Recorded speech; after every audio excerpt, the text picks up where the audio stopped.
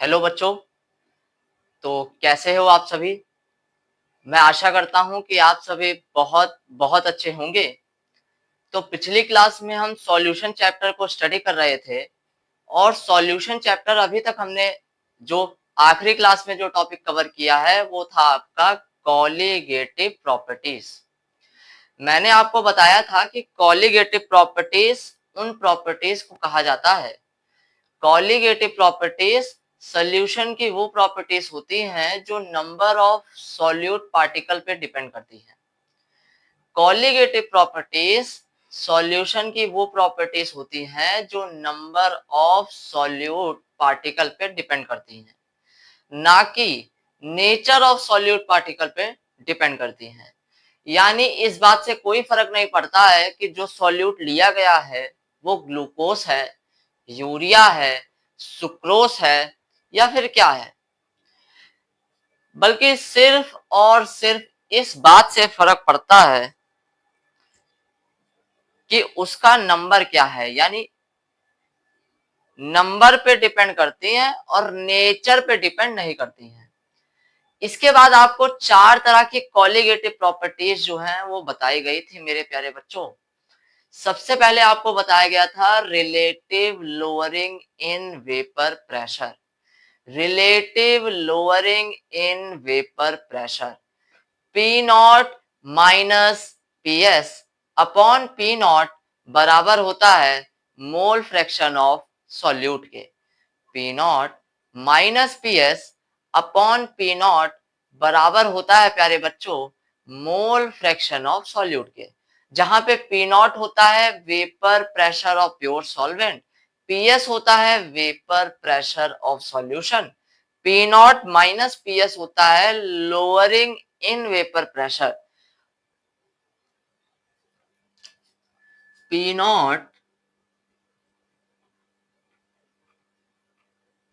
Minus PS upon P naught is equals to mole fraction of solute, जहां पे P naught होता है vapour pressure of pure solvent. जहां पे P naught होता है प्यारे बच्चों vapour pressure of pure solvent, PS होता है वेपर प्रेशर ऑफ सॉल्यूशन, और ये तो आप सभी जानते ही हैं ये होता है मोल fraction of solute. Mole fraction of solute. अब सॉल्यूट का मोल फ्रैक्शन निकालना है तो जिसका मोल फ्रैक्शन निकालना होता है उसका मोल लिखते हैं और उसको डिवाइड कर देते हैं टोटल मोल से। इसके बाद आपको मैंने बताया था दूसरी कॉलीगेटिव प्रॉपर्टी के बारे में। क्या था वो? बिल्कुल सही बच्चों, वो था एलिवेशन इन बॉइलिंग पॉइंट, यानी बॉइलिंग पॉइंट का बढ़ जाना। एलिवेशन इन बॉइलिंग पॉइंट या delta TB. Elevation in boiling point या डेल्टा टीबी। डेल्टा टीबी था आपका इक्वल केबी इंटू एम। डेल्टा टीबी यानी एलिवेशन इन बॉइलिंग पॉइंट आपका था केबी मल्टीप्लाई एम, स्मॉल एम। अब डेल्टा टीबी क्या था? डेल्टा टीबी था आपका एलिवेशन इन बॉइलिंग पॉइंट, यानी बॉइलिंग पॉइंट का बढ़ जाना। बॉइलिंग पॉइंट का बढ़ जाना। अब किसका बॉइलिंग पॉइंट बढ़ता है मेरे प्यारे बच्चों? तो मैं आपको बता बता के थक चुका हूं कि सॉल्यूशन का बॉइलिंग पॉइंट बढ़ता है। डेल्टा टीबी आपका होता है एलिवेशन इन बॉइलिंग पॉइंट, केबी आपका एक कांस्टेंट होता है जिसे कहते हैं मोलल एलिवेशन कांस्टेंट। केबी आपका एक कांस्टेंट होता है प्यारे बच्चों जिसे कहते हैं मोलल एलिवेशन कांस्टेंट या यूबिलियोस्कोपिक कांस्टेंट। केबी आपका एक कांस्टेंट होता है। Hello hello hello, 1 2 3 1 2 3 mic testing. Hello. KB आपका एक कांस्टेंट होता है जिसे कहते हैं प्यारे बच्चों मोलल एलिवेशन कांस्टेंट या यूबिलियोस्कोपिक कांस्टेंट। केबी आपका सॉल्वेंट के ऊपर डिपेंड करता है, यानी आपने सॉल्वेंट क्या ले रखा है इस बात पे डिपेंड करता है कि केबी की वैल्यू क्या होगी। अगर आपने सॉल्वेंट ले रखा है मेरे प्यारे बच्चों, मैंने तुमको कहा था कि अगर तुमने सॉल्वेंट पानी रे पानी तेरा रंग कैसा ले रखा है, पानी ले रखा है तो केवी की वैल्यू होती है 0.52। अगर तुमने सॉल्वेंट देखो, अगर सवाल के अंदर नहीं बताया हुआ है, अगर सवाल के अंदर ये बात नहीं बताई हुई है कि तुम्हारे पास सॉल्वेंट क्या है, तो मैंने तुम्हें बताया था कि अगर सवाल के अंदर ये नहीं बताया जाता है कि तुम्हारे पास सॉल्वेंट क्या है, तो तुम ये मान के चलोगे कि तुम्हारे पास जो सॉल्वेंट है वो क्या है, पानी है। तो जब सॉल्वेंट पानी होता है तो केबी की जो वैल्यू होती है वो होती है 0.52। जब आपके पास सॉल्वेंट पानी होता है तो केबी की जो वैल्यू होती है वो होती है 0.52। यहाँ पे जो स्मॉल एम आपको दिख रहा है, ये स्मॉल एम होता है मोलालिटी। मोलालिटी आपको कंसंट्रेशन टर्म्स को जब पढ़ाया गया था, जब कंसंट्रेशन टर्म्स बताए गए थे, तो वहां पे आपको बताया गया था कि स्मॉल एम होता है मोलालिटी। मोलालिटी का मतलब होता है number of moles of solute present in 1 kg of solvent. Molality का मतलब होता है मेरे प्यारे बच्चों,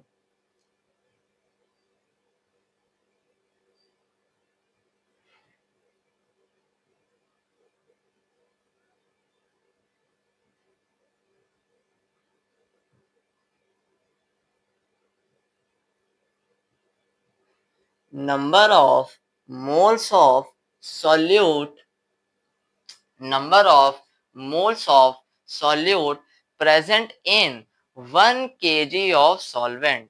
मेरे प्यारे बच्चों, मैंने तुमको कहा था कि मोलैलिटी का मतलब होता है number of moles of solute present in 1 kg of solvent.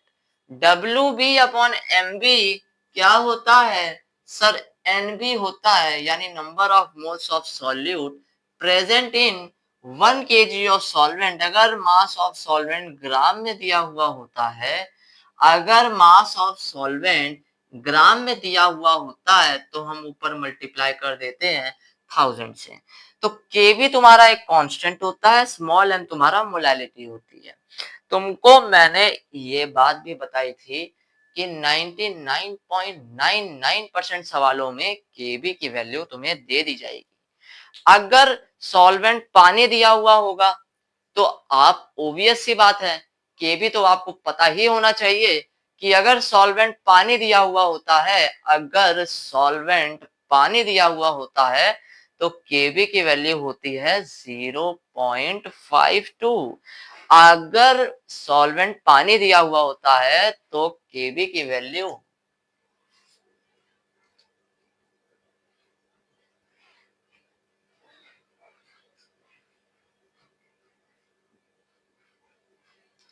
तो केबी की वैल्यू होती है मेरे प्यारे बच्चों 0.52।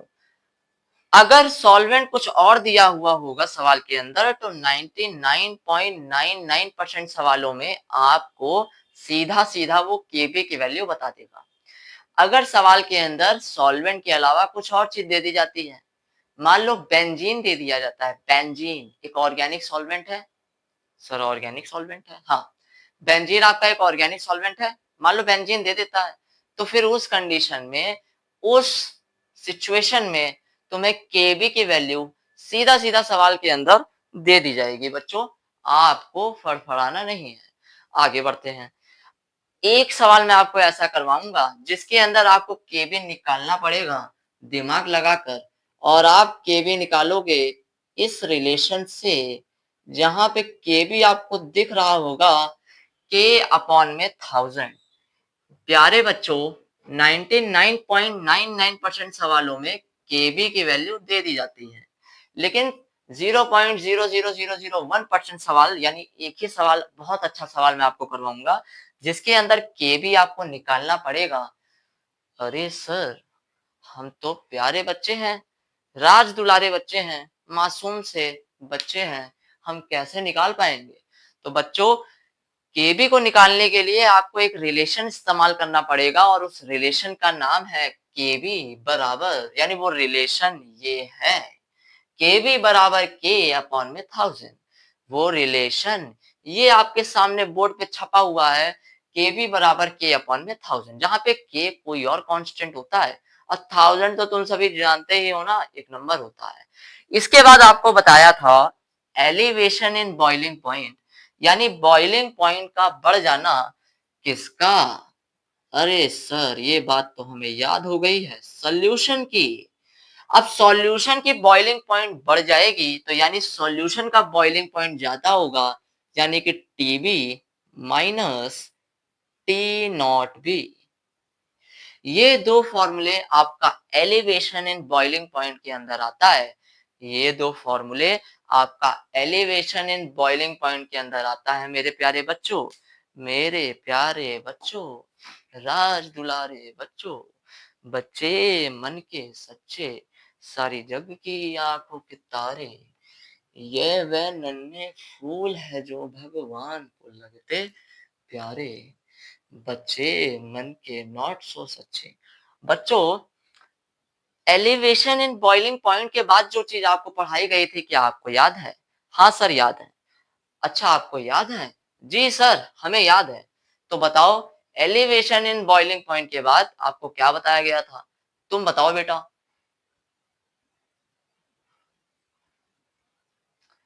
हाँ, बिल्कुल ठीक जवाब है बच्चों, कि एलिवेशन इन बॉइलिंग पॉइंट के बाद आपको बताया गया था डिप्रेशन इन फ्रीजिंग पॉइंट, यानी फ्रीजिंग पॉइंट का घट जाना। Depression in freezing point, depression, क्या माइक ऑन है? बिल्कुल माइक ऑन है, तड़कते भड़कते तरीके से ऑन है और काम भी कर रहा है। डिप्रेशन इन फ्रीजिंग पॉइंट यानी delta TF, depression in freezing point यानी डेल्टा टीएफ, ये होता है के एफ इंटू में स्मॉल एम प्यारे बच्चों, जहां पे डेल्टा टीएफ होता है। अरे सर, बड़ा ही छोटा छोटा लिख दिया है आपने, आपने थोड़ा छोटा लिख दिया है। इसको थोड़ा सा, अपनी जो हैंडराइटिंग है इसको बड़ा करके लिख दीजिए, आपसे निवेदन है सर जी। बच्चों, तो एलिवेशन इन बॉइलिंग पॉइंट के बाद हमने जो पढ़ा था वो था आपका depression in freezing point. Depression in freezing point यानी डेल्टा टीएफ। डेल्टा टीएफ आपका बराबर था के एफ इंटू में स्मॉल एम, जहां पे डेल्टा टीएफ था तुम्हारा, जहां पे डेल्टा टीएफ था मेरे प्यारे बच्चों, डिप्रेशन इन फ्रीजिंग पॉइंट, जहां पे डेल्टा टीएफ तुम्हारा था डिप्रेशन इन फ्रीजिंग पॉइंट, जहां पे डेल्टा टीएफ तुम्हारा था depression in freezing point, KF क्या था? क्या था? रसोड़े में कौन था? जहां पे डेल्टा टीएफ आपका था depression in freezing point, KF आपका था मोलल डिप्रेशन कांस्टेंट। केएफ आपका था बच्चों मोलल डिप्रेशन कांस्टेंट या क्रायोस्कोपिक कांस्टेंट। केएफ क्या था? आज पूछता है भारत, पूछता है भारत कि बताओ केएफ क्या था?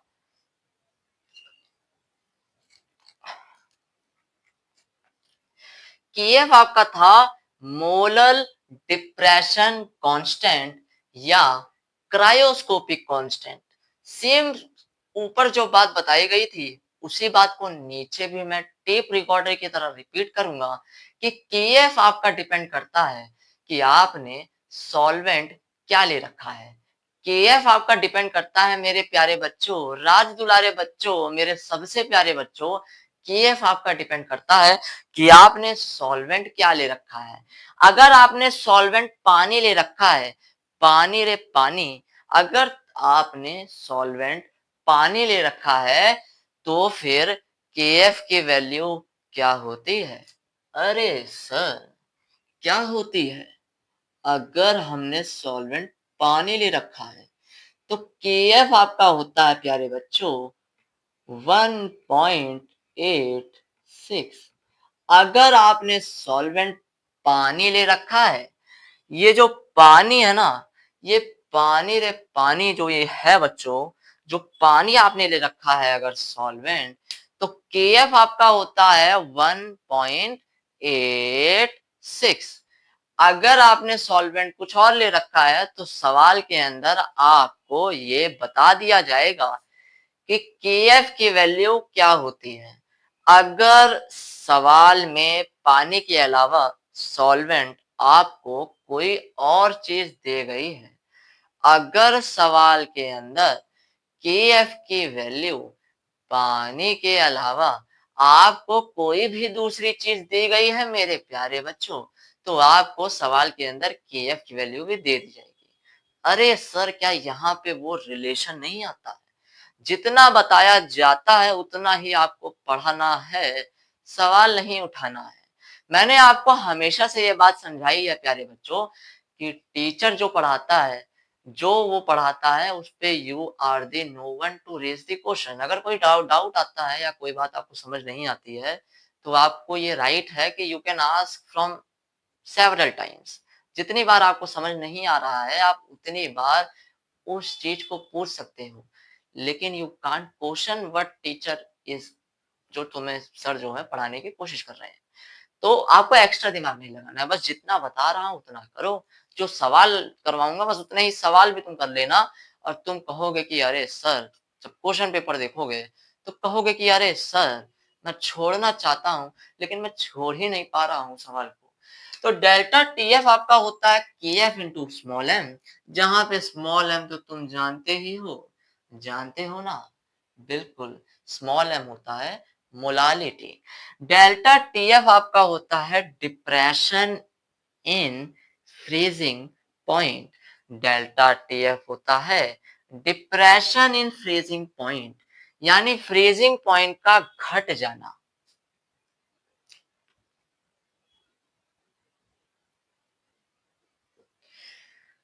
डेल्टा TF होता है मेरे प्यारे बच्चों, मेरे राज दुलारे बच्चों, तुम सभी कैसे हो? मैं उम्मीद करता हूं और मुझे पूरा विश्वास है कि तुम मेरे प्यारे बच्चे हो, तो तुम सभी बहुत अच्छे होंगे। बच्चों, मैंने तुम्हें आई थिंक जब केमिकल काइनेटिक्स पढ़ा रहा था, तो मैंने किसी ना किसी लेक्चर में तुम्हें ये बात समझाने की कोशिश करी थी कि हैप्पीनेस जो होती है वो एक स्टेट ऑफ माइंड होती है, दिमाग की एक अवस्था होती है हैप्पीनेस।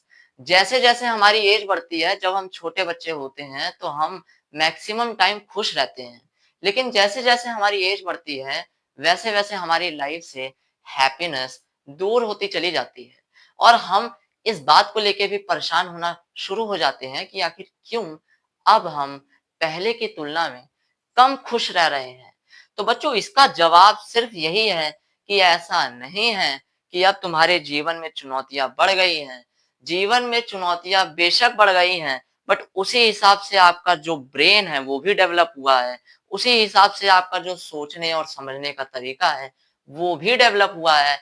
बस एक चीज जिसे आपको खुद डेवलप करना था वो था खुश रहना।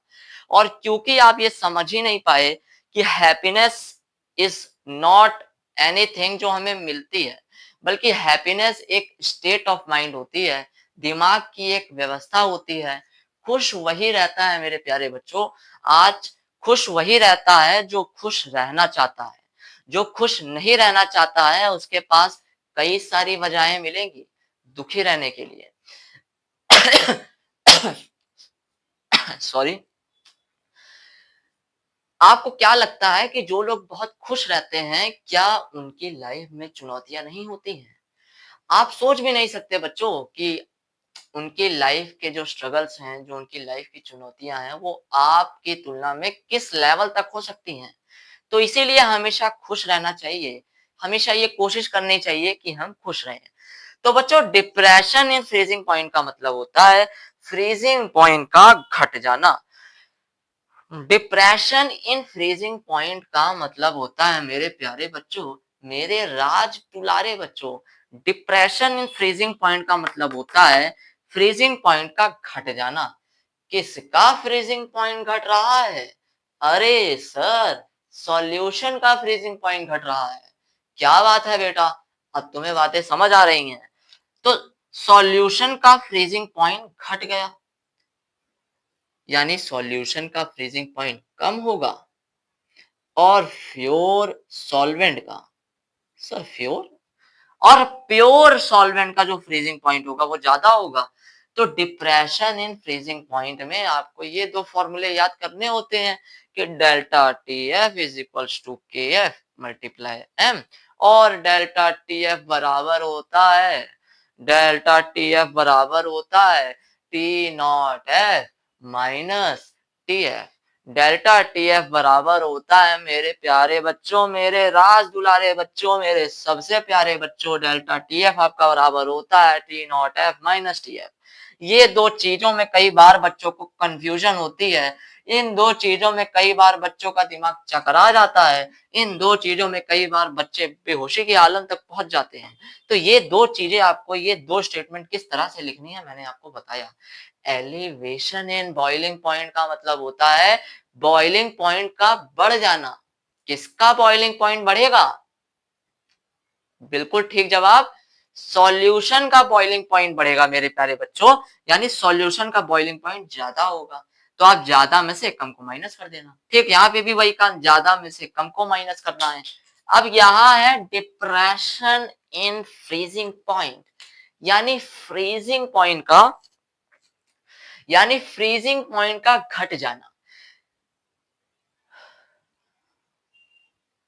यानी फ्रीजिंग पॉइंट का घट जाना। अब किसका फ्रीजिंग पॉइंट घटेगा मेरे प्यारे बच्चों? किसका फ्रीजिंग पॉइंट घटेगा? बिल्कुल सही जवाब, सॉल्यूशन का फ्रीजिंग पॉइंट घटेगा, यानी सॉल्यूशन का फ्रीजिंग पॉइंट कम होगा और प्योर सॉल्वेंट का फ्रीजिंग पॉइंट ज्यादा होगा। इसके बाद तुम्हें मैंने क्या बताया था? क्या बताया था? अरे सर, इसके बाद आपने हमको बताया था वो कुछ ऑस्मोटिक, ऑस्मोटिक प्रैथा तत्व तो था। इतने बाद तो आपने हमको बताया था वो तो ऑस्मोटिक प्रैथा तत्व था। क्या था? क्या था?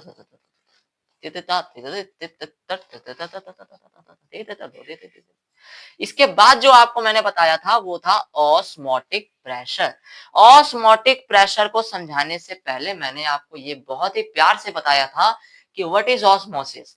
तो ऑस्मोसिस मैंने आपको बताया था कि ऑस्मोसिस में सबसे पहले चीजें क्या क्या होती हैं।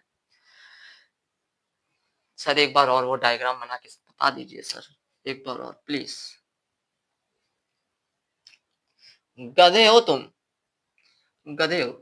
सर अभी तो आपने कहा कि जितनी बार पूछना उतनी बार पूछो।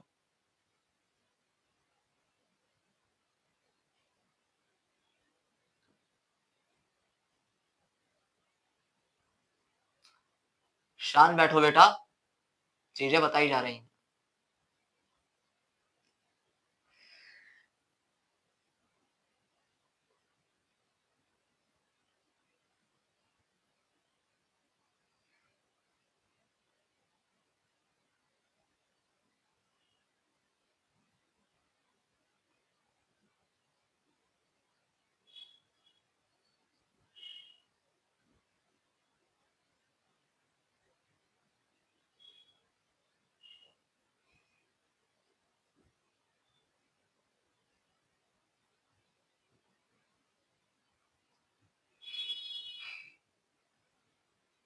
मैंने आपको बताया था कि बच्चों इसके अंदर भरा हुआ होता है प्योर सॉल्वेंट, इसके अंदर भरा हुआ होता है प्योर सॉल्वेंट, इसके अंदर भरा हुआ होता है सॉल्यूशन, यानी सॉल्यूट प्लस सॉल्वेंट। मैंने आपको बताया था कि जहां कहीं भी तुम सॉल्यूट ज्यादा देखना, सॉरी, जहां कहीं भी तुम सॉल्यूट ज्यादा देखना तो याद रखना कि सॉल्वेंट हमेशा उसकी तरफ खींचा चला जाता है। जहां कहीं भी सॉल्यूट ज्यादा होता है तो सॉल्वेंट को वो अपनी तरफ खींच लेता है। तो क्योंकि इसके अंदर सॉल्यूट ज्यादा है तो सॉल्वेंट अपने आप यहां मूव करना स्टार्ट कर जाएगा। सॉल्वेंट अपने आप मूव करना बच्चों यहाँ स्टार्ट कर जाएगा। इसी को कहते हैं osmosis. Osmosis is defined as movement of solvent from pure solvent to solution. Movement of pure solvent from movement of solvent molecule from pure solvent to solution. या इसे कहा जाता है कि movement of solvent from low concentrated solution to high concentrated solution. High concentrated मतलब concentration ज्यादा यानी number of moles of solute ज्यादा। हाई कंसेंट्रेशन सी होता है, क्या होता है सर? सी। बच्चों सी तो होता है, सी होता है एन अपॉन में वी। सी ज्यादा है तो इसका मतलब एन ज्यादा होगा। एन होता है आपका number of moles of solute. N होता है आपका number of moles of solute, यानी लो कंसेंट्रेटेड सोल्यूशन से हाई कंसेंट्रेटेड सोल्यूशन की तरफ सॉल्वेंट मॉलिक्यूल का मूव करना, यही होता है तुम्हारा ऑस्मोसिस। ठीक है सर, समझ गए। अब बच्चों होता क्या है, ये जो झिल्ली लगी हुई है ना यहाँ पे, ये जो झिल्ली आपको दिख रही है ये वाली, ये जो झिल्ली दिख रही है इस झिल्ली को कहते हैं एस पी एम। ये जो झिल्ली दिख रही है तुम्हें, जो झिल्ली दिख रही है यहाँ पे, झिल्ली को कहते हैं, झिल्ली को कहते हैं, इस मेम्ब्रेन को कहते हैं मेरे प्यारे बच्चों एस पी एम, यानी semi permeable membrane. Semi permeable membrane. Semi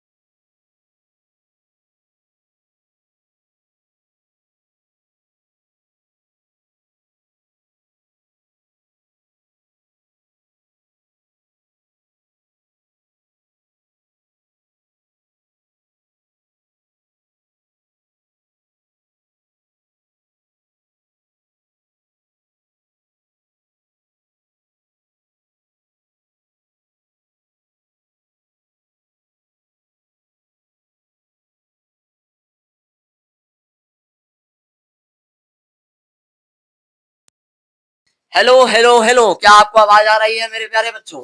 जी सर, आ रही है। सर थोड़ा माइक दूर करिए। अब आवाज आ रही है? Hello hello hello hello, 1 2 3 1 2 3, mic testing. बहुत बढ़िया।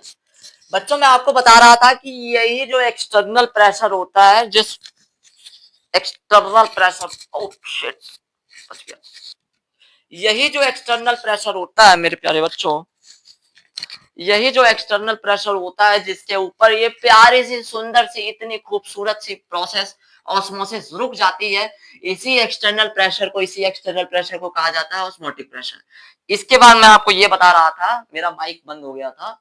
मेरा माइक, मेरा मेरा नहीं, हम सबका माइक जो है बंद हो गया था। माइक तो एक बहुत इंपॉर्टेंट चीज है। माइक आवाज है किसकी? मेरी, जो आप तक पहुंचती है। तो बच्चों, यही मैं आपको बता रहा था कि जो बच्चे होते हैं वो मन के सच्चे होते हैं। वो कहते हैं कि भाई सर, भाई नहीं sir, I am your teacher, कि इतना ही प्रेशर क्यों लगाना है, मैं तो और लगा दूंगा। इतना ही प्रेशर क्यों लगाना है आपको, मैं तो और लगाऊंगा। ठीक है।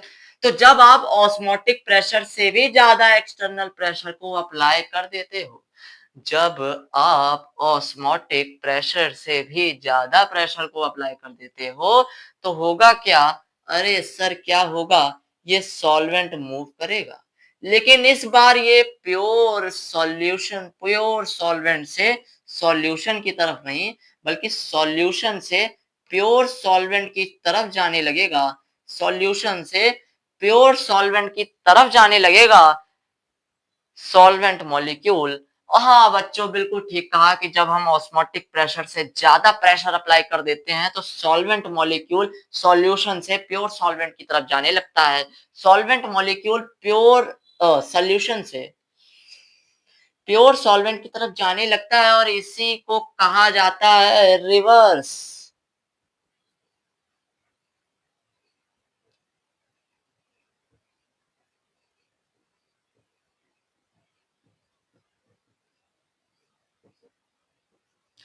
इसी को कहा जाता है reverse osmosis.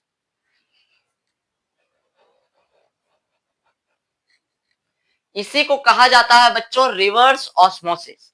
Reverse osmosis, reverse osmosis का जो ये कॉन्सेप्ट होता है, रिवर्स ऑस्मोसिस का जो ये फिनोमिना होता है, ये अप्लाई होता है,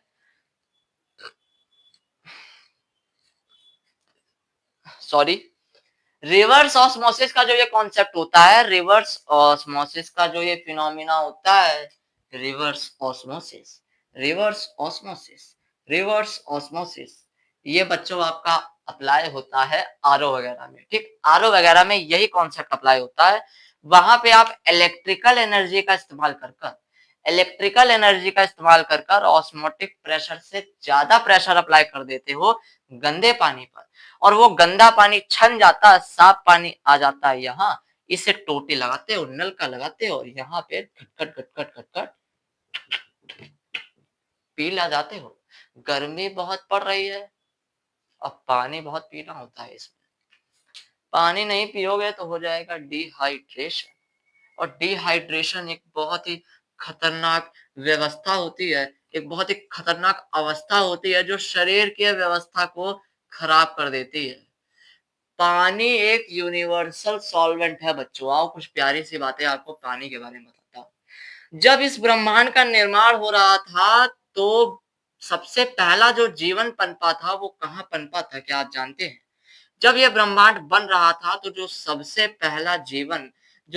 पहला जीवन की आधारशिला रखी गई थी, वो पानी के अंदर ही रखी गई थी। यानी जीवन की शुरुआत ही पानी के अंदर हुई है। पानी एक यूनिवर्सल सॉल्वेंट है। पानी is the best medium for any type of chemical reaction. शरीर के अंदर होने वाली सारी ही मेटाबॉलिक प्रोसेस यानी शरीर के अंदर होने वाली वो सारी केमिकल रिएक्शंस, जिनके अंदर पुराने मॉलिक्यूल्स को तोड़ा जाता है, कैटाबॉलिज्म, और नए मॉलिक्यूल्स को बनाया जाता है, एनाबॉलिज्म, कहीं ना कहीं वो सारी ही केमिकल रिएक्शंस के लिए पानी जरूरी होता है। इसीलिए कहा जाता है कि जितना पानी पी पाओ, जो मैक्सिमम लिमिट होती है, उतना पानी जो है पीना चाहिए। आगे बढ़ते हैं मेरे प्यारे बच्चों। बायो पढ़ाऊंगा ना, तब तुम्हें ये जो जीवन की शुरुआत कैसे हुई बहुत अच्छे से समझाऊंगा बच्चों, बहुत प्यार से आपको मैं ये सारी बातें समझाऊंगा। ठीक है, आगे बढ़ते हैं, आगे बढ़ जाओ सर, आगे बढ़ जाओ। ठीक, तो इसके बाद जो चौथी और आखिरी कॉलिगेटिव प्रॉपर्टी मैंने आपको बताई थी वो था ऑस्मोटिक प्रेशर। ऑस्मोटिक प्रेशर यानी कि पाई, और पाई क्या पाई, कुछ पा गई नहीं, कुछ नहीं पाई, बल्कि मुझे खो गई सर, मुझे खो दिया उसने, पाई नहीं वो कुछ। मेरे जैसे लड़के, मेरे जैसे सीधे साधे लड़कियों को खो दिया उसने। पाई होता है आपका एमआरटी, जहां पे पाई होता है ऑस्मोटिक प्रेशर, जहां पे पाई होता है मेरे प्यारे बच्चों ऑस्मोटिक प्रेशर, कैपिटल एम होता है आपका मोलैरिटी, आर होता है आपका यूनिवर्सल गैस कांस्टेंट, और टी होता है टेम्परेचर। इसके बाद आपको बताया था कि आपको मान लो दो सॉल्यूशन दिए गए हैं। इसके बाद मैंने आपको बताया था कि आपको मान लो दो सॉल्यूशन दिए गए हैं, सॉल्यूशन नंबर 1 और सॉल्यूशन नंबर 2। इसके बाद आपको कहा था कि मान लो आपको दो सॉल्यूशन दिए गए हैं, सॉल्यूशन नंबर 1 और सॉल्यूशन नंबर 2। मैंने कहा इन दोनों का ही जो ऑस्मोटिक प्रेशर है, यानी पाई 1 और पाई 2, ये दोनों बराबर है। मैंने आपको कहा कि इन दोनों का ही सॉल्यूशन नंबर फर्स्ट और दूसरे सॉल्यूशन का ऑस्मोटिक प्रेशर बराबर है। तो आपने झट से जवाब दिया और मैंने उसे पट से सुना कि सर ये तो आइसोटोनिक कंडीशन है, आइसोटोनिक, आइसोटोनिक सॉल्यूशन है सर ये। ऐसे सॉल्यूशन जिनका ऑस्मोटिक प्रेशर बराबर होता है, ऐसे सॉल्यूशन जिनका ऑस्मोटिक प्रेशर बराबर होता है, ऐसे सॉल्यूशन जिनका ऑस्मोटिक प्रेशर बराबर होता है, उन्हें कहा जाता है आइसोटोनिक सॉल्यूशन। ऐसे सॉल्यूशन जिनका ऑस्मोटिक प्रेशर बराबर होता है ना, उन्हें कहा जाता है आइसोटोनिक सॉल्यूशन। मैंने तुम्हें कहा कि मान लो तुम्हारे पास दो सॉल्यूशन है 1 एंड 2। मैंने तुम्हें कहा कि मान लो तुम्हारे पास दो सॉल्यूशन है 1 एंड 2, और मैंने तुम्हें ये भी बता दिया कि पहले वाले का जो ऑस्मोटिक प्रेशर है ना, वो दूसरे वाले के ऑस्मोटिक प्रेशर की तुलना में ज्यादा है। मैंने तुम्हें बता दिया कि पहले वाले का जो ऑस्मोटिक प्रेशर है ना प्यारे बच्चों, वो दूसरे वाले के ऑस्मोटिक प्रेशर की तुलना में ज्यादा है, ज्यादा है, ज्यादा है। तो पहले वाला सॉल्यूशन जिसका ऑस्मोटिक प्रेशर ज्यादा है ना, जिसका ऑस्मोटिक प्रेशर ज्यादा है ना बच्चों, पहला वाला जिसका ऑस्मोटिक प्रेशर ज्यादा है, उसे कहा जाता है, क्या बात है, जिसका ऑस्मोटिक प्रेशर ज्यादा है उसे कहा जाता है हाइपरटोनिक सॉल्यूशन। पहला वाला सॉल्यूशन जिसका ऑस्मोटिक प्रेशर ज्यादा है उसे कहा जाता है हाइपरटोनिक सॉल्यूशन। पहला वाला सॉल्यूशन जिसका ऑस्मोटिक प्रेशर ज्यादा है, ज्यादा है, ज्यादा है, मैंने बोला ज्यादा है तो ज्यादा है, उसे कहा जाता है हाइपरटोनिक सॉल्यूशन। और दूसरा वाला सॉल्यूशन जिसका ऑस्मोटिक प्रेशर कम है उसे कहा जाता है हाइपोटोनिक सॉल्यूशन। क्या बात है, यहां तक पिछली क्लास में मैंने आपको बताया था। अरे बताया था कि नहीं बताया था सर? एक बार माइक चेक कर लीजिए, माइक की आवाज जो है चली जाती है बीच में। ठीक है बच्चों, चेक कर लेते हैं। जब हम बड़े हो जाएंगे तो क्या ये सब देख पाएंगे, फिर हम ये सब सोचेंगे कि कैसे हम बचपन जिए। ना ना ना ना ना ना ना ना। ये चार बातें आपको मैंने पिछली क्लास में बहुत ही प्यार से समझाई थी। Relative lowering in vapour pressure, elevation in boiling point, depression in freezing point and osmotic pressure। अब आज हम जो टॉपिक पढ़ने वाले हैं,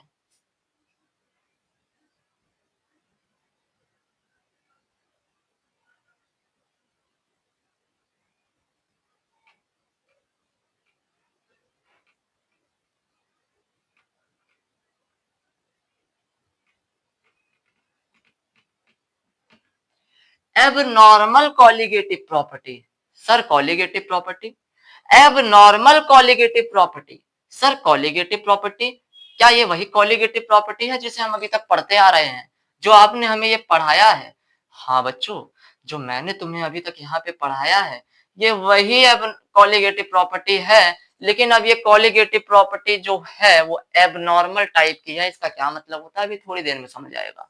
बस आपको यहाँ पे जो बात याद रखनी है, जो इन दी एंड आपको याद रखना है, जो बात आपको याद रखनी है, जो बात आपके भेजे में होनी चाहिए कि बच्चों जितने भी कॉलिगेटिव प्रॉपर्टी तुमने पढ़ी है इसके अंदर एक और चीज से मल्टीप्लाई कर दिया जाता है और वो होता है स्मॉल आई।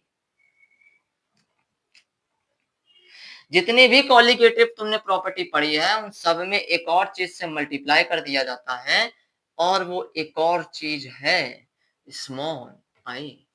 जितने भी कॉलिगेटिव प्रॉपर्टी तुमने पढ़ी है उस सब में एक और चीज से मल्टीप्लाई कर दिया जाता है जिसे हम कहते हैं क्या, स्मॉल आई। और ये स्मॉल आई होता है van't Hoff, van't Hoff factor.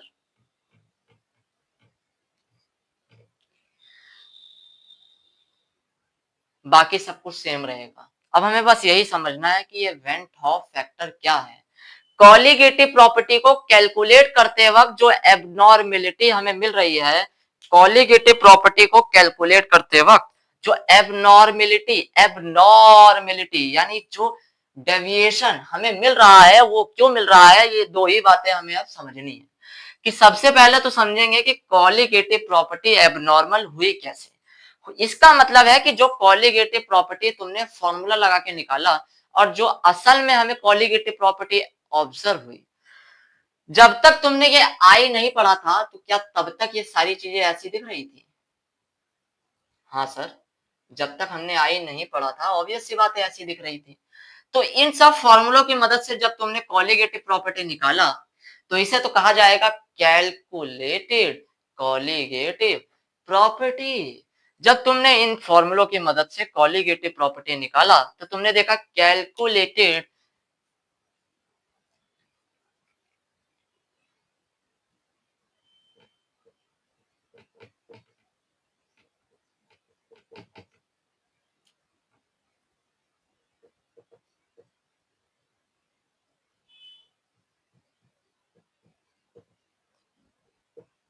Calculated colligative property. और जब तुमने सिस्टम में ऑब्जर्व किया, मान लो तुमने फॉर्मूले से ऑस्मोटिक प्रेशर निकाला, फिर तुमने सिस्टम में इंस्ट्रूमेंट्स की मदद से ऑस्मोटिक प्रेशर निकाला। तो जब तुमने ऑब्जर्व करके ऑस्मोटिक प्रेशर निकाला, इंस्ट्रूमेंट्स की मदद से जब तुमने ऑस्मोटिक प्रेशर निकाला, मेरे प्यारे बच्चों, राज दुलारे बच्चों, जब तुमने इंस्ट्रूमेंट्स की मदद से ऑस्मोटिक प्रेशर निकाला तो उसे कहेंगे ऑब्जर्व्ड, ऑब्जर्व्ड कॉलिगेटिव प्रॉपर्टी।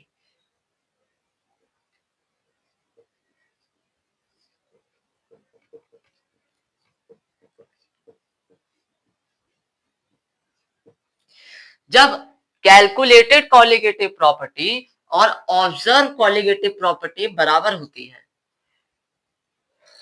क्या कहा मैंने कि जब कैलकुलेटेड कॉलिगेटिव प्रॉपर्टी और ऑब्जर्व कॉलिगेटिव प्रॉपर्टी बराबर होती है तब तक तो सब चंगा सी, लेकिन जब ये बराबर ना हो तब आ जाता है आपका concept abnormality of colligative property. यानी फॉर्मूले की मदद से जो कॉलिगेटिव प्रॉपर्टी हम कैलकुलेट कर रहे हैं, यानी फॉर्मूले की मदद से जो कॉलिगेटिव प्रॉपर्टी हम कैलकुलेट कर रहे हैं, इन फॉर्मूलों की मदद से जो हम कॉलिगेटिव प्रॉपर्टी कैलकुलेट कर रहे हैं वो सही नहीं आ रही है। कहीं ना कहीं इन सब फॉर्मूलों में करेक्शन की जरूरत है। वही करेक्शन आया, आई, आई रे आई क्यों आई, करेक्शन करने के लिए आई, जिंदगी बर्बाद करके चली गई सर।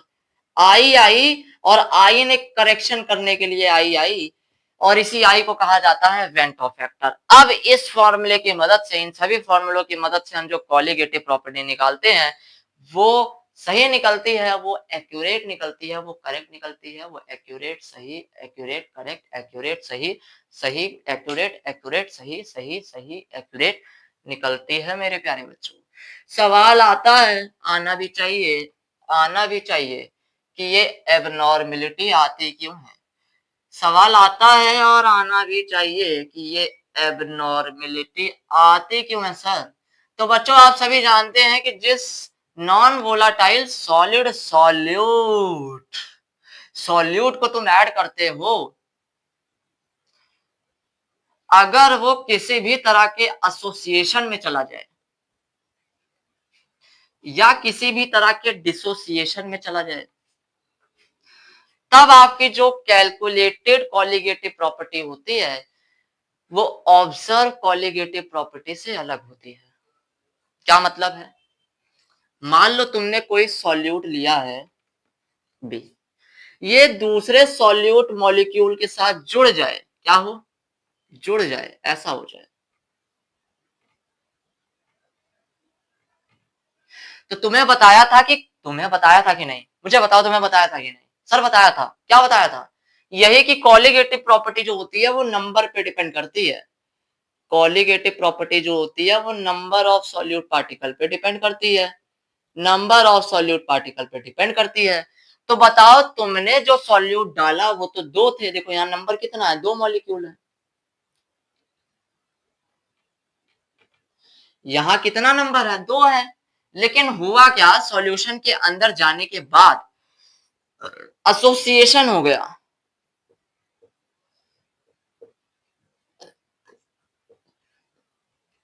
एसोसिएशन हो गया, सॉल्यूट आपस में जुड़ गए, एसोसिएट हो गए, तो क्या यहाँ पे नंबर घट गया? नंबर घट गया तो कॉलिगेटिव प्रॉपर्टी पे भी तो अफेक्ट आएगा, क्योंकि कॉलिगेटिव प्रॉपर्टी डिपेंड ही नंबर पे करती है। इस वजह से आया एबनॉर्मेलिटी किसके अंदर? कॉलिगेटिव प्रॉपर्टी के अंदर। इस वजह से आया एबनॉर्मेलिटी किसके अंदर? कॉलिगेटिव प्रॉपर्टी के अंदर। इस वजह से आया एबनॉर्मेलिटी, एबनॉर्मल कॉली किसके अंदर? कॉलिगेटिव प्रॉपर्टी के अंदर।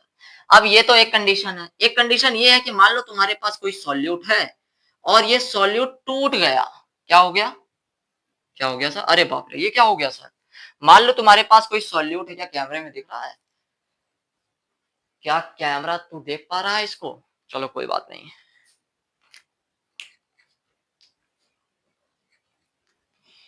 मान लो बच्चों, मेरे प्यारे बच्चों, मेरे राज दुलारे बच्चों, मेरे सबसे प्यारे झुंझुनों और मेरी सबसे प्यारी, बहुत ही प्यारी झुंझुनियों बच्चों, मान लो तुम्हारे पास कोई सॉल्यूट है, दूसरी कंडीशन, कोई सॉल्यूट है और ये टूट गया। टूट गया सर, मेरा दिल भी टूट गया है, छोड़ के चली गई सर। मान लो तुम्हारे पास कोई सॉल्यूट है और वो टूट गया, यानी डिसोसिएट हो गया। क्या हो गया? डिसोसिएट हो गया। तो डिसोसिएट होकर, क्या यहाँ पे आप देख पा रहे हो? डिसोसिएट हो गया है, एक सॉल्यूट था वो टूट गया, तो यहाँ पे नंबर क्या है? एक। यहाँ नंबर क्या हो गया? दो हो गया। क्या नंबर बढ़ गया? तो क्या नंबर में बदलाव आने की वजह से, नंबर में बदलाव आने की वजह से, नंबर में बदलाव आने की वजह से तुम्हारी कॉलिगेटिव प्रॉपर्टी के अंदर बदलाव नहीं आएगा। जब कॉलिगेटिव प्रॉपर्टी के अंदर बदलाव आ जाएगा तो क्या एबनॉर्मल कंडीशन देखने को नहीं मिलेगी? तो ये दो ही बातें होती हैं। हम कहते हैं, हम बहुत ही प्यार से ये बात बताते हैं, कहते हैं कि चांद सी महबूबा हो मेरी, कब ऐसा मैंने सोचा था। हाँ तुम बिल्कुल वैसे हो, हाँ तुम बिल्कुल वैसे हो जैसा मैंने सोचा था। तो बिल्कुल ये वही बात है, ये बिल्कुल वैसा ही है जैसा हमने सोचा था। ठीक है। तो कहते हैं बच्चों, बड़े ही प्यार से कहा जाता है कि when a solute undergo dissociation और association in this solution, then it shows abnormal colligative property. जो ये इतनी सारी बात आपको समझाई गई थी, आप उसे एक लाइन के अंदर लिख दे कि when a solute undergo undergo association or dissociation in the solution, then it shows abnormal colligative property. क्या बात है, क्या बात है, बहुत अच्छी बात है। और मैं क्या बताऊं कितनी अच्छी बात है, इतनी अच्छी बात है कि व्हेन अ सॉल्यूट,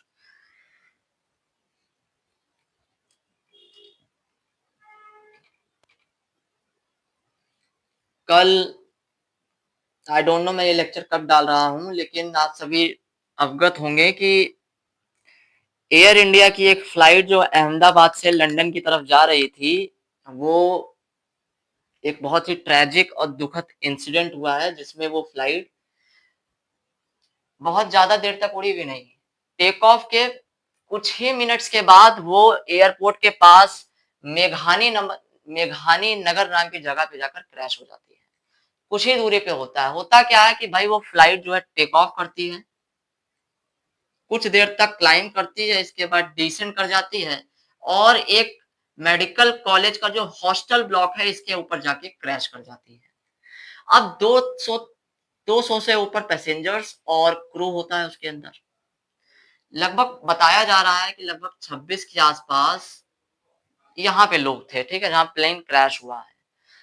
तो बहुत ट्रेजिक इंसिडेंट है, बहुत सारी जाने गई हैं, बहुत ज्यादा ट्रेजिक इंसिडेंट है बच्चों, बहुत दुखद इंसिडेंट है। बट दोनों एक सवाल तो उठता है, एक सवाल उठता है कि आखिर एक इंटरनेशनल फ्लाइट, एक जंबो जेट, ये बहुत बड़ा विमान था, बहुत बड़ा भारी विमान था, एक जंबो जेट था। इसके अंदर होता क्या है बच्चों कि जब बहुत लंबी दूरी तय करने वाले जो the fighter planes which have to cover a long distance, they carry a lot of jet fuel, ठीक है, बहुत सारा जेट फ्यूल उसके अंदर होता है। तो then that domestic plane is basically a flying bomb, ठीक है। अगर हल्का सा भी उसमें जो तेल भरा हुआ है उसमें हल्की सी भी अगर चिंगारी लग जाए तो बहुत ही बड़ा विस्फोट होता है। यही हुआ है कि भाई इसके अंदर बहुत सारा तेल। अब देखो, फ्लाइट क्रैश होने की वजह से लोग ज्यादा नहीं मरे हैं, बट उसके बाद जो विस्फोट हुआ, जो विस्फोट आप शायद उसकी वीडियोस भी हैं, जो विस्फोट हुआ है बाप रे, उसकी वजह से लोग झुलस के उसमें बहुत ज्यादा मरे हैं। तो सवाल आता है कि कैसे इतनी बड़ी फ्लाइट बिना चेक क्लियरेंस के, देखो, अब यहाँ देखो मैं ये बात देखो, होता क्या है, लोग कह रहे हैं कि जब मौत को आना होता है ना, मृत्यु को आना होता है, तो मृत्यु पे किसी का बस नहीं चलता है। ठीक है भाई, ठीक है, मान लिया, बिल्कुल सही बात है, फिलोसॉफिकल बात है, आध्यात्मिक शिक्षा है और मैं इसका समर्थन करता हूँ। लेकिन ये जो जाने गई है ना, this is basically a human error.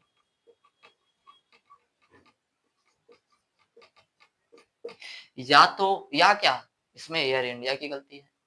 Boeing का तो आप सभी जानते हैं, अभी एक लॉन्ग हिस्ट्री चलती आ रही है, लगभग पीछे पीछे बीते हुए एक दशक से जितने विमान बोइंग के क्रैश हुए हैं, शायद ही किसी और डोमेस्टिक फ्लाइट मैन्युफैक्चरर कंपनी के प्लेन उतने क्रैश हुए होंगे जितना बोइंग के क्रैश हुए हैं। तो जब इतने प्लेन क्रैश हुए ही हैं तो एक बार सारे प्लेन को ग्राउंड करो और उनका जो भी आपका टेक्निकल इशू है, स्ट्रक्चरल इशू है, उसे सॉल्व करो भाई। ये लाइफ फ्री में नहीं है, कैसे चली गई और हम ये बोल देंगे कि भाई देखो मौत आनी थी, देखो इनका क्या दोष था, ये तो फाइनल डेस्टिनेशन हो गया, ये हो गया, ये सब बकवास बात है। मेन बात ये है कि यहाँ पे ह्यूमन एरर हुआ है, जो रिस्पॉन्सिबल है उनकी रिस्पॉन्सिबिलिटी तय की जानी चाहिए और उन्हें हार्शेस्ट पनिशमेंट मिलनी चाहिए बच्चों। तो मैं आपको ये बताना चाहता था कि when a solute undergo dissociation और association, when a solute undergo dissociation और association,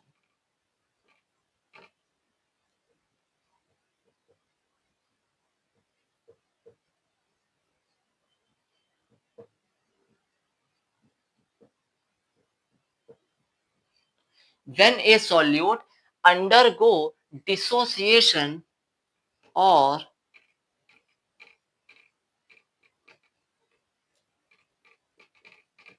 association,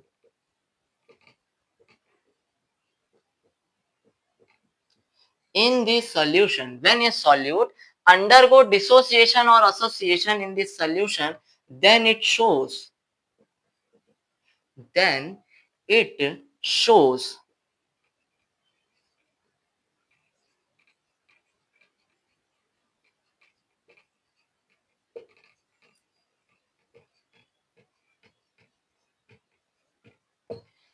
then it shows abnormal colligative property, then it shows abnormal colligative property, यानी सॉल्यूशन के अंदर डालने पर अगर सॉल्यूट एसोसिएट कर जाए, अभी पीछे डायग्राम बना के समझाया, या डिसोसिएट कर जाए, अभी पीछे डायग्राम बना के समझाया, एसोसिएट कर जाए या डिसोसिएट कर जाए, तब क्या होगा, तब हमें वहां पे देखने को मिलेगी एबनॉर्मल कॉलिगेटिव प्रॉपर्टी, तब हमें वहां पर देखने को मिलेगी बच्चों एबनॉर्मल कॉलिगेटिव प्रॉपर्टी। यानी फॉर्मूलों की मदद से हम जब कॉलिगेटिव प्रॉपर्टी को कैलकुलेट करना चाहेंगे तो वो ऑब्जर्व कॉलिगेटिव प्रॉपर्टी से डेविएटेड मिलेगी। जब फॉर्मूलों की मदद से हम कॉलिगेटिव प्रॉपर्टी को कैलकुलेट करना चाहेंगे तो वो हमें ऑब्जर्व कॉलिगेटिव प्रॉपर्टी से डेविएटेड मिलेगी। इसका मतलब ये है गलत मिलेगी। इसका मतलब हमें फॉर्मूलों के अंदर कुछ मॉडिफिकेशन करना होगा, कुछ करेक्शन करना होगा मेरे बच्चों। हमें फॉर्मूलों के अंदर कुछ मॉडिफिकेशन करना होगा, कुछ करेक्शन करना होगा, कोई चीज ऐड करनी होगी।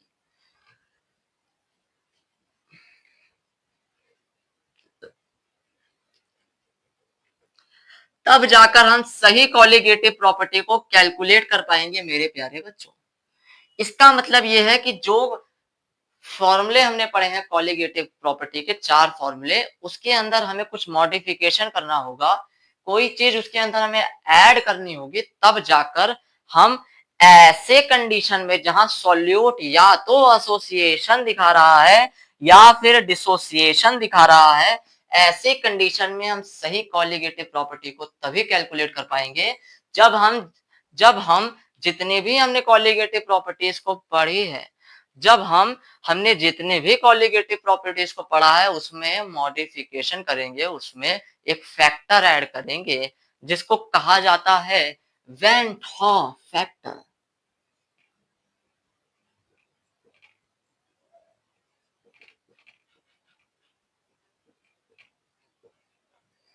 आई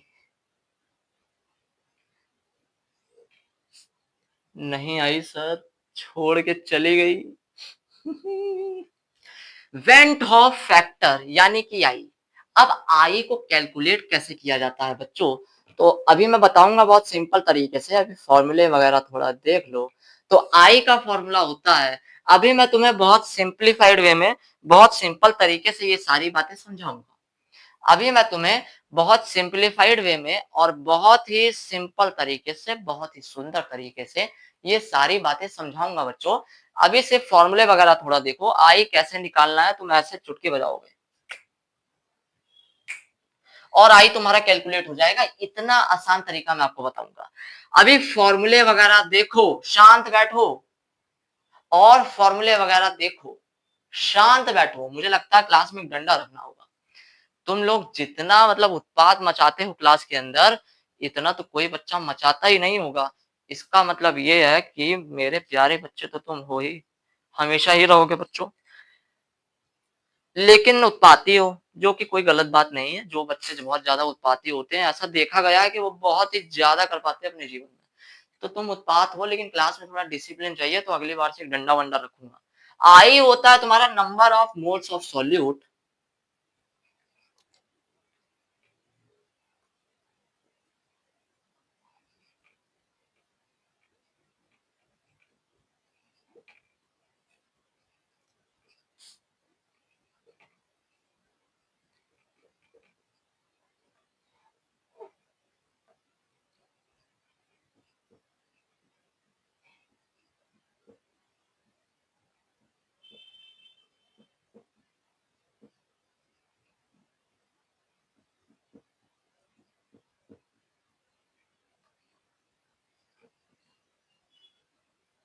आई होता है बच्चों तुम्हारा नंबर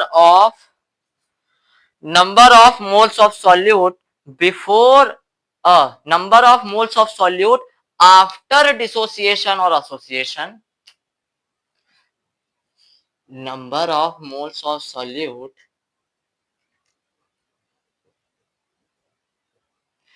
आफ्टर डिसोसिएशन और एसोसिएशन डिवाइडेड बाय,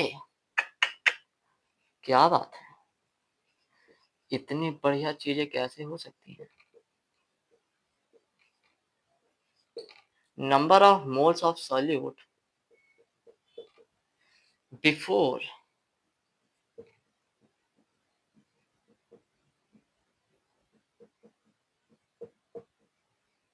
dissociation और association।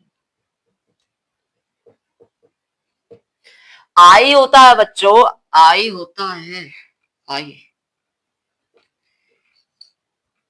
Na अपॉन में Nb।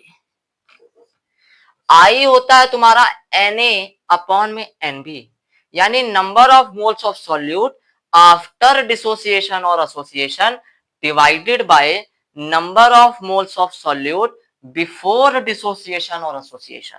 आई होता है तुम्हारा number of moles of solute after dissociation और association divided by number of moles of solute before dissociation और एसोसिएशन।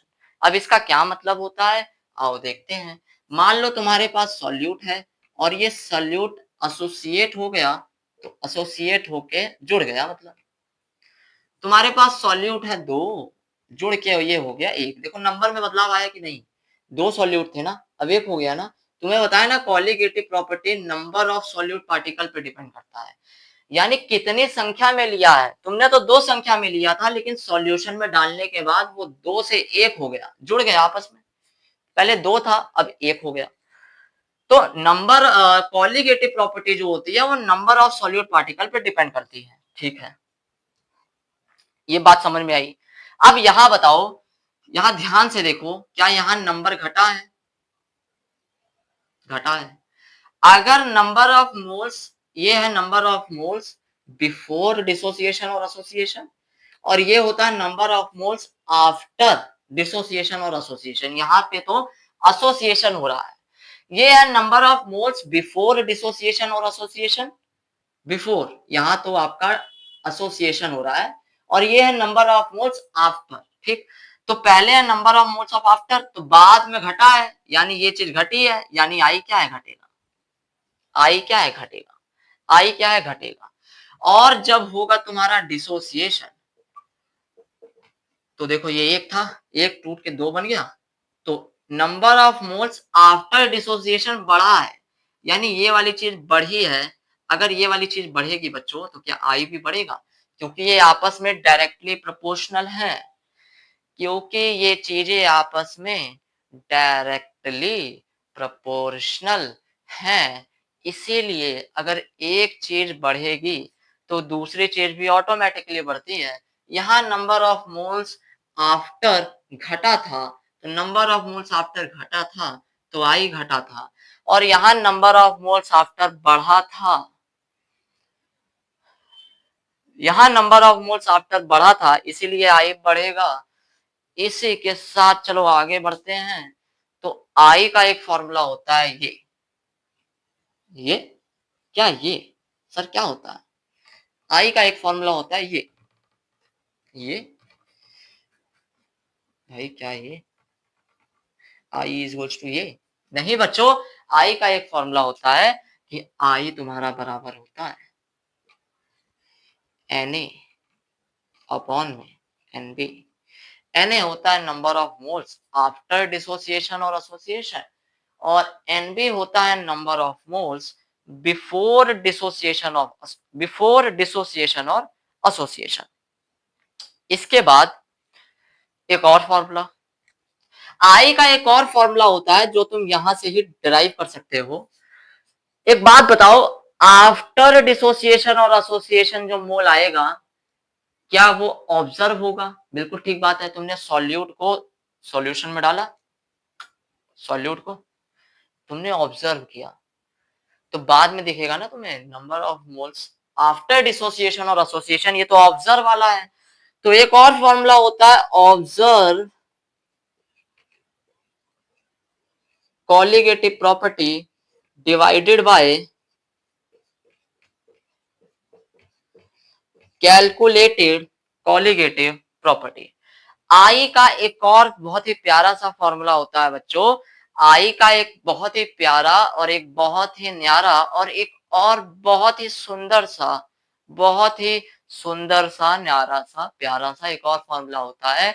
आई होता है ऑब्जर्व कॉलिगेटिव प्रॉपर्टी और divided by calculated colligative property. I का एक और फॉर्मूला होता है कि observe colligative property divided by calculated colligative property. और आई का तीसरा फॉर्मूला होता है बच्चों, याद कर लेना, ठीक इसका उल्टा, ठीक इसका उल्टा, यानी कैलकुलेटेड मॉलिक्यूलर वेट अपॉन में ऑब्जर्व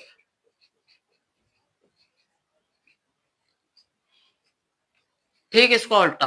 कैलकुलेटेड देखो, अब कॉलिगेटिव प्रॉपर्टी होती है, जैसे मान लो पाई, अब पाई क्या होता है, एमआरटी होता है। एम क्या होता है, एम होता है W B upon M B into volume of solution litres में, आर टी। तो देखो कॉलिगेटिव प्रॉपर्टी और मॉलिक्यूलर वेट आपस में क्या है, इनवर्सली प्रोपोर्शनल है। कॉलिगेटिव प्रॉपर्टी और मॉलिक्यूलर वेट आपस में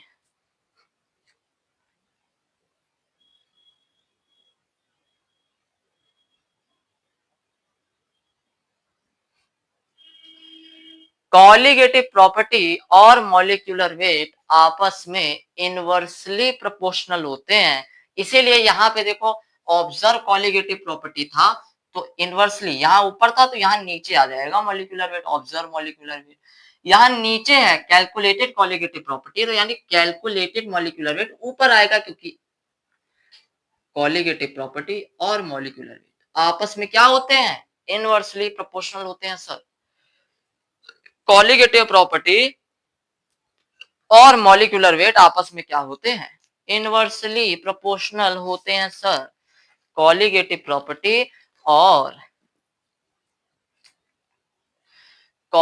प्रॉपर्टी और मॉलिक्यूलर वेट आपस में क्या होते हैं,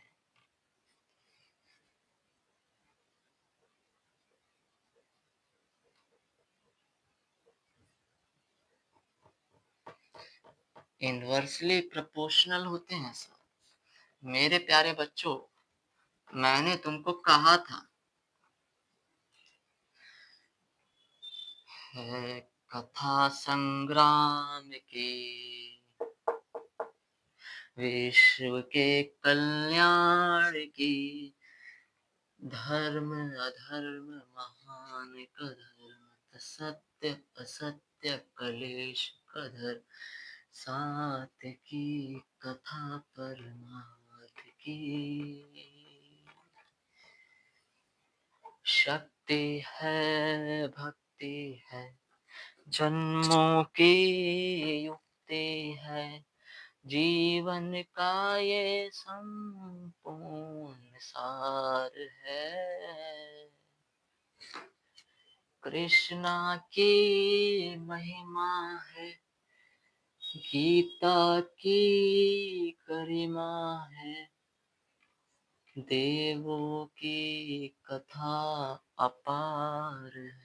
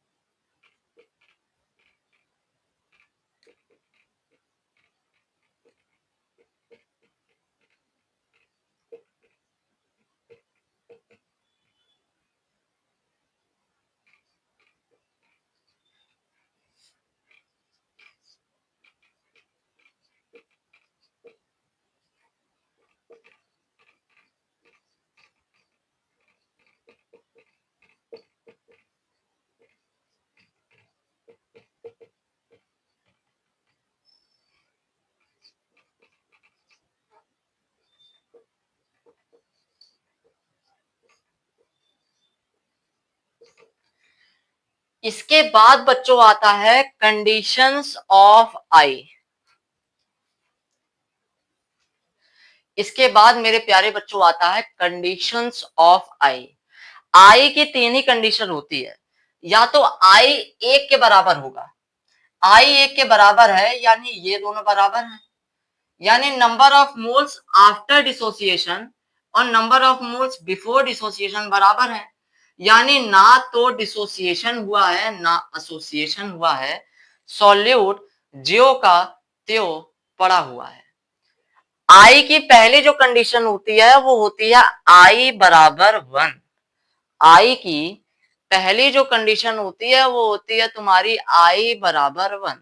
अगर आई एक के बराबर है तो इसका मतलब Na और Nb बराबर होंगे, यानी number of moles after dissociation और एसोसिएशन और number of moles before dissociation और एसोसिएशन बराबर होंगे, यानी सॉल्यूट ना तो डिसोसिएट किया है और ना ही एसोसिएट किया है, वो ज्यो का त्यों ही पड़ा हुआ है। अगर आई एक से ज्यादा है यानी अगर आई बड़ा है, अगर आई बड़ा है, अगर आई बड़ा है यानी number of moles after dissociation क्या होगा, ज्यादा होगा। भाई तुम इस फॉर्मूले से देखो, अगर आई बड़ा है, आई बड़ा है तो number of moles after dissociation बड़ा होगा, अगर आई बड़ा है तो number of moles after dissociation बड़ा होगा, यानी number of moles after dissociation और एसोसिएशन ये ज्यादा होगा, यानी कुछ टूटा होगा ना तभी तो यहाँ ज्यादा होगा, कोई एक से चीज होगी वो टूट के बढ़ गया, number of moles after dissociation और एसोसिएशन बढ़ गया, यानी यहाँ पे हुआ है डिसोसिएशन ऑफ सॉल्यूट। एक सॉल्यूट था और वो टूट गया है और टूट के उसने number of moles after dissociation और एसोसिएशन बढ़ा दिया है। अगर आई छोटा है, आई छोटा है, आई छोटा है तो यानी ये चीज कम होगी,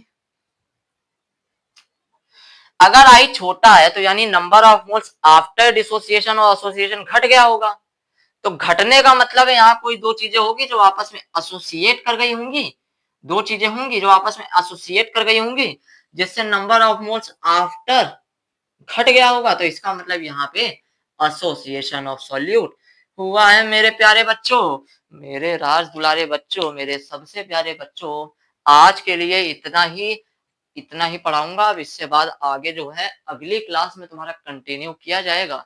अगली क्लास में बहुत ही सुंदर तरीके से, बहुत ही प्यारे तरीके से इस पार्ट को भी समझाया जाएगा जो अभी तक पढ़ाया है मैंने एबनॉर्मल कॉलिगेटिव प्रॉपर्टी के अंदर।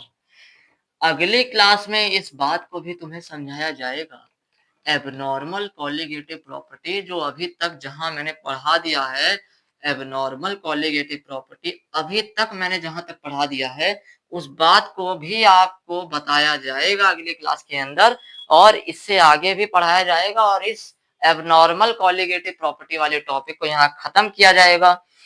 इसके बाद हम चैप्टर में आगे बढ़ेंगे। तो बताओ अब मैं क्या बोलने वाला हूँ। सर वही एक प्यारा सा शब्द जिसको सुनने के लिए ये कान तरस जाते हैं, वही एक प्यारा सा शब्द जिसको सुनने के लिए हमारे ये कान तरस जाते हैं। थैंक यू मेरे प्यारे बच्चों, इसी तरह से पढ़ाई करते रहो, मेहनत करते रहो। जय हिंद। बाय बच्चों, ठीक है, अच्छे से पढ़ो, बाकी कोई चिंता फिक्र की जरूरत नहीं है। देखो कोई टेंशन नहीं है, ठीक है, तुम्हारा भाई, तुम्हारा बड़ा भाई, एक्चुअली मैं तो सर हूँ लेकिन ठीक है, मैं तुम्हारे बड़े भाई के जैसा हूँ, सब ठीक है, ठीक है, okay, I am with you. So just be cool and just do hard work, fight and fight. Bye.